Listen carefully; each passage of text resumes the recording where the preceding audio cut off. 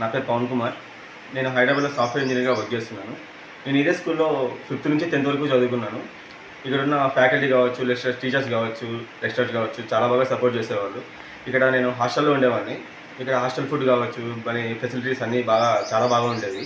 ఇప్పుడు యావరేజ్ స్టూడెంట్గా ఉన్న నేను ఇప్పుడు ఒక స్థాయిలో ఉన్నానంటే అది సాధన స్కూలే కారణము. సాధన అంటే success. Hi guys, this is Parshuram. I have done my schooling Sadhana High School at Kadiri. Currently I am working at Abhat Healthcare Private Limited, Hyderabad, which is second largest MNC company in India.